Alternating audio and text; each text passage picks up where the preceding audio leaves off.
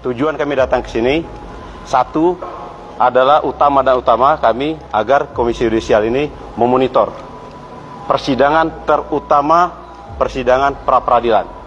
Pra-peradilan telah kami daftarkan kemarin, dan insya Allah tidak begitu lama lagi akan sidang. Kebetulan sekarang pimpinan daripada Komisi Yudisial sedang keluar daerah semua, karena dalam rangka seleksi katanya Hakim Agung. Menurut informasi begitu, tapi surat kami sudah masuk. Apapun namanya, walaupun pimpinan sedang ini keluar, tetap untuk pengawasan tetap harus ada dari sini. Itu yang pertama ya.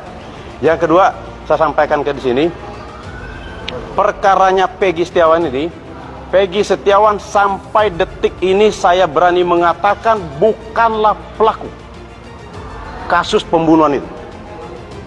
Dia hanyalah korban penzoliman menurut saya. Dari mana saya sampai berani mengatakan itu? Peggy ini ditahan oleh pihak kepolisian hanya 2 alat bukti. Satu, dikatakan berdasarkan ijazah KTP. Apa hubungannya kasus pembunuhan ini sama ijazah sama KTP? Kecuali kalau pemalsuan ijazah, ataupun ijazah ini dipakai untuk membunuh. Itu kan yang masuk di akal. Yang kedua, saksi. Saksi ini saksi yang tidak dapat dipercaya. Ataupun kita anggap saksi-saksi tetap nilainya 1 saksi. Tidak bisa. Makanya yang lebih parah lagi, tadi saya komunikasi ke ketua kami yang ada di Cirebon. Saya menanyakan penahanan Peggy Setiawan ini habisnya seharusnya tanggal 10. Sampai sekarang surat penahanan tidak diberikan ke kami. Perpanjangan penahanan tidak diberikan ke kami. Loh, ini maksud saya perkara ini kan perkara yang sangat perhatian publik. Kok berani-beraninya gitu dari Polda itu tidak perpanjang penahanan tidak diberikan ke kami gitu loh. Yang menjadi perhatian publik aja dia berani gitu loh. Apalagi tidak menjadi perhatian publik. Saya ingat kata-kata Kapolri. Kapolri mengatakan, kalau menjadi sahabat Kapolri, kritiklah Kapolri yang pedas. Makanya sekarang saya kritik Kapolri yang pedas. Mana janjinya Kapolri? Kapolri pernah mengatakan, loh, kalau busuk ekor, potong kepala. Sekarang potong kepalanya, copot itu Kapolda Jawa Barat, copot itu Dekrimum. Buktikan dong. Buktikan mana? Maksud saya ini dari awal kasus ini sudah tidak benar. Saya maunya si Peggy ini ditangguh penahanan. Mari kita cari siapa pembunuh sebenarnya. Saya terus saja, saya tidak ikhlas juga loh. Saya tidak ikhlas loh kalau pembunuh diberikan berkeliaran. Saya tidak ikhlas. Saya siap membantu juga. Tetapi jangan juga maksud saya orang yang tidak bersalah dikorbankan. Itu loh. Kasus ini biar rekan-rekan wartawan tahu, saya sudah membaca putusan pengadilannya loh. Putusan pengadilan ini bahkan saya cukup perhatiin loh. Saya perhatiin terhadap orang tuanya korban si Eki, Ibtu Rudiana. Saya perhatiin. Tetapi dia salah menyalahi aturan. Dia membuat surat perintah penyelidikan. Loh, Kapolresnya kemana? Kok itu loh bikin surat penyelidikan? Dia pun jabatannya Kanit Narkoba. Bukan jabatan Kanit ini loh, di Krimum loh. Kriminal umum bukan. Nah ini udah salah, semuanya udah salah. Maksud saya salah, ayo kita benahi sama-sama. Saya minta sama Kapolri, ayo kita benahi sama-sama. Kita benahi sama-sama. Apa yang disampaikan Kapolri salam presisi, kata salam presisi gimana? Buktinya apa sekarang ini? Sekarang saya kemarin udah hampir 1 minggu saya minta agar gelar perkara khusus. Sampai sekarang tidak ada jawabannya. Mana salam presisinya itu mana gitu loh. Saya sampaikan minta tolong sama Kapolri ini.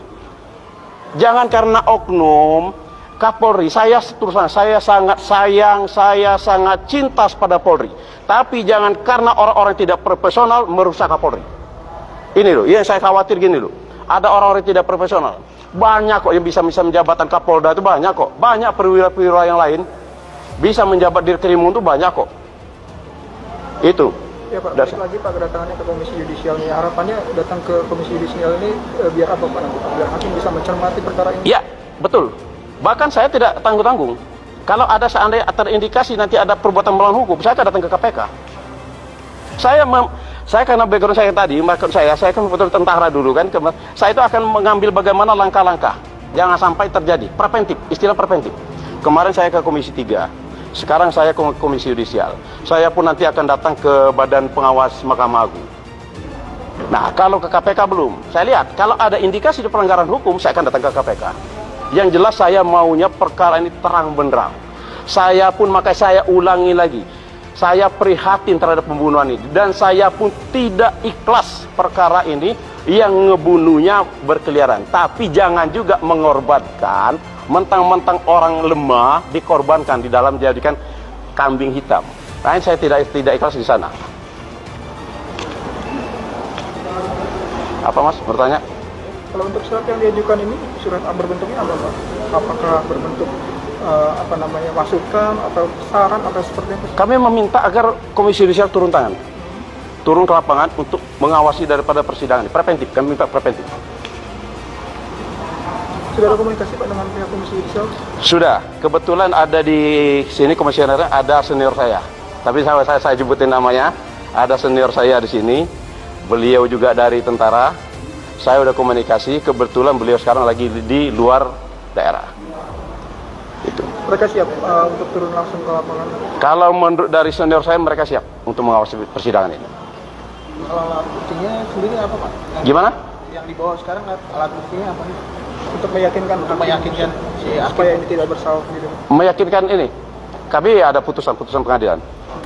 Putusan pengadilan. Ya. Sebenarnya Mas, kalau saya ungkapkan semua ini banyak betul, janggal betul, perkara ini janggal betul, janggal dari awal itu benar-benar janggal perkara ini. Saya kasihan bukan apa, kita kasihan penegakan hukum di Indonesia ini, kasihan itu aja. Makanya sekarang ini saya minta Kapolri periksa itu Rudiana. Inilah yang penyebab utama itu dari sana, periksa dari awal dari sana. Kalau prihatin, saya prihatin sekali saya atas korban anaknya. Tetapi biar terang benderang tahu penyebabnya apa, bagaimana itu, ya dari Ibtu Rudiana itu. Pak, kalau yang terkait pra-peradilan itu didaftarkan kemarin banget Pak? Kemarin. Karena kita nggak mau gegabah Mbak. Kita nggak mau gegabah, kita benar sekali bertempur, kita harus menang. Dan insya Allah ya Mbak ya, saya tidak mengatakan pasti. Insya Allah menang. Karena berkeyakinan kita dua alat bukti menjadikan tersangka daripada si Peggy ini. Ya tadi saya bilang, kecuali kalau ijazah pakai untuk membunuh. Kalau polisi bisa membuktikan ada pisaunya, ada sidik jarinya, ada CCTV, segala macam, oke. Ini kan tidak ada, hanya ijazah kan data orang. Ya kalau begitu nanti ada kasus pembunuhan, cari itu saksi yang bisa mengatakan dia membunuh, cari itu ijazah sama KTP.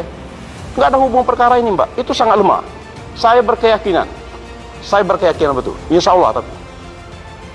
Artinya juga dari polisi sendiri belum menjelaskan itu perihal kematiannya seperti apa, apakah ditusuk atau di apa, itu jadi belum tahu sampai sekarang.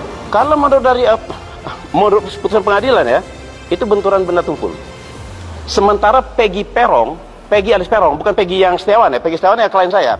Peggy Perong itu kalau saya membaca putusan dari pengadilan, dia hanya menusuk menggunakan samurai.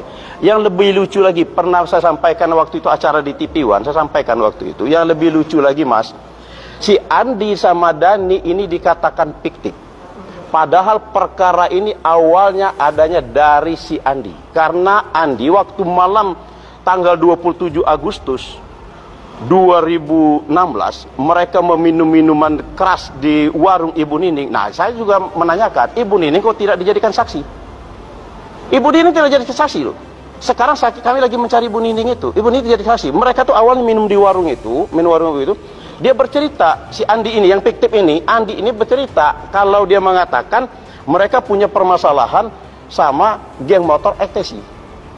Tahu-tahu si Eki beberapa jam kemudian lewat menggunakan jaket ekstasi.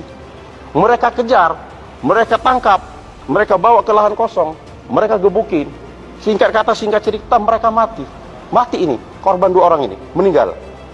Tetapi yang lucu ini, motivasinya dari si Andi ini, kok Andi dikatakan fiktif? Berarti perkara ini perkara fiktif. Tetapi menghukum orang benaran, enggak tanggung-tanggung seumur hidup. Perlu cari bawah ini perkara fiktif. Saya alhamdulillah Polda mengatakan mau jujur, mengatakan perkara yang fiktif. Alhamdulillah bagus. Bagus. Dia mengatakan fiktif. Perkara fiktif. Tetapi kok menghukum orang benaran? Makanya saya bilang kita buka, kita tidak tahu penyebab apa di belakang sebenarnya apa.